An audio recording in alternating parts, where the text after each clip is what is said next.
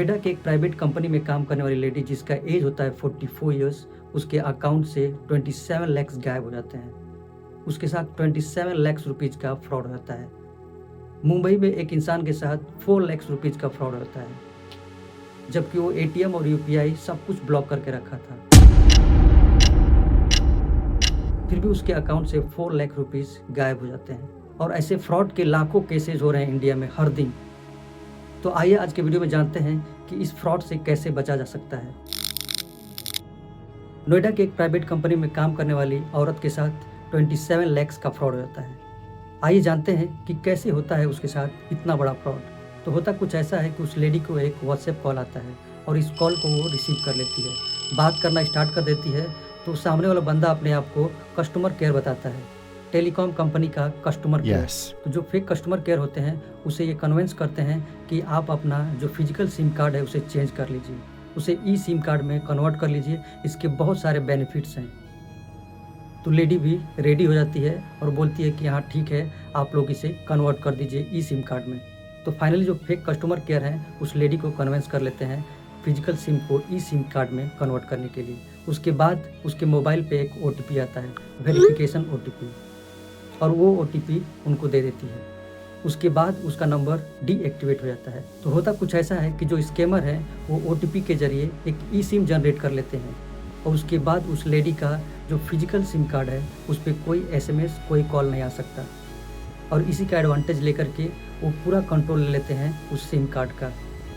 ई SIM card से आपके bank और आपका जो भी डॉक्यूमेंट्स हैं सबका एक्सेस मिल जाता है उनको, और इसी का एडवांटेज लेकर के वो आपके अकाउंट को खाली कर देते हैं। और सेम चीज़ होता है इस लेडी के साथ। इसने OTP उन स्कैमर्स को दे देती है और उसके बाद इसका नंबर डीएक्टिवेट हो जाता है। इसका जो फिजिकल सिम कार्ड है वो डीएक्टिवेट हो जाता है और एक नया ई सिम कार्ड स्कैमर जनरेट कर लेते हैं और पूरा कंट्रोल उसके अकाउंट्स पे, जो बैंक के अकाउंट्स हैं उस पर कर लेते हैं और उसके अकाउंट से लाखों रुपए का स्कैम हो जाता है। 27 लाख रुपीज़ उसके अकाउंट से गायब कर लेते हैं। नेक्स्ट डे जब लेडी रियल कस्टमर केयर के पास जाती है ये बताने के लिए कि मैंने अप्लाई किया था एक सिम कार्ड, ई सिम कार्ड के लिए, लेकिन मुझे सिम कार्ड अब तक नहीं मिला है, तो वहाँ पे उसे बोला जाता है कि आप जाकर के नया सिम कार्ड ले लीजिए।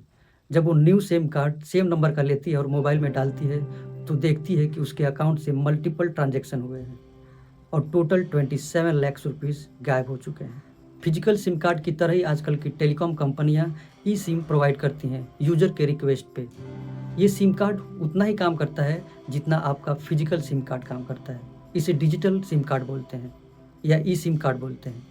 इसके लिए आपको मोबाइल में सिर्फ एक सॉफ्टवेयर को इंस्टॉल करना होता है और उसमें कोई भी फिजिकल सिम कार्ड डालने की ज़रूरत नहीं होती है। स्कैमर अगर आपके फिजिकल सिम कार्ड का ई सिम कार्ड बना लेते हैं, जनरेट कर लेते हैं, तो आपके सारे अकाउंट्स पे उनका कंट्रोल हो सकता है और आपके अकाउंट से पैसे गायब हो सकते हैं। मुंबई में एक आदमी के साथ ठीक ऐसा ही होता है। एक अननोन कॉल आता है, उसे रिसीव करता है और रिसीव करने के बाद बात करता है। बात करने के 15 मिनट्स बाद उसका जो सिम कार्ड है वो डीएक्टिवेट हो जाता है और उसके अकाउंट से 4 लाख रुपीज़ गायब हो जाते हैं। उसके साथ 4 लाख का स्कैम हो जाता है। अगर आपके मोबाइल पे कोई कॉल या SMS आता है या कोई लिंक भेजते हैं कि इस पर क्लिक करके आप अपने फिजिकल सिम कार्ड को ई सिम कार्ड में कन्वर्ट कर सकते हैं, तो उसे टच न करें। आप डायरेक्ट कस्टमर केयर के साथ बात कर सकते हैं या नज़दीकी स्टोर में आप जा कर के बात कर सकते हैं कि हमें ई सिम कार्ड चाहिए, तो लोग आपको प्रोवाइड कर सकते हैं। उस लिंक पे टच ही ना करें या उस कॉल को रिसीव ही ना करें। कोई कॉल ऐसा आता है तो आप उसे कट कर दीजिए, क्योंकि अगर लिंक पे क्लिक करेंगे तो आपका जो फिजिकल सिम कार्ड है उसके ज़रिए वो लोग एक नया ई सिम कार्ड जनरेट कर लेंगे और उससे होगा ऐसा कि आपका जो भी बैंक का अकाउंट लिंक है उस सिम कार्ड से, उस नंबर से, उस सारे अकाउंट्स पे उनका कंट्रोल हो जाएगा। आजकल जितने भी बड़े बड़े फ्रॉड हो रहे हैं या तो अननोन नंबर को रिसीव करने से हो रहे हैं या SMS रिसीव करने से हो रहे हैं या किसी लिंक पे क्लिक करने से हो रहे हैं। तो अगर इन 3 चीज़ों से आप बच सकते हैं तो आपके साथ कोई भी फ्रॉड नहीं होगा। अगर कोई अननोन नंबर आप रिसीव करते हैं तो आपके साथ फ्रॉड हो सकता है। अगर किसी SMS को रिसीव करते हैं तो उसमें आपको फ्रॉड हो सकता है। अगर कोई लिंक पे आप क्लिक कर देते हैं तो उस लिंक से आपका अकाउंट खाली हो सकता है। तो अगर इन 3 चीज़ों से आप बच सकते हैं तो आपके साथ कोई फ्रॉड नहीं हो सकता है। तो सावधान रहें, सतर्क रहें। मिलते हैं अगले वीडियो में, तब तक के लिए बाय।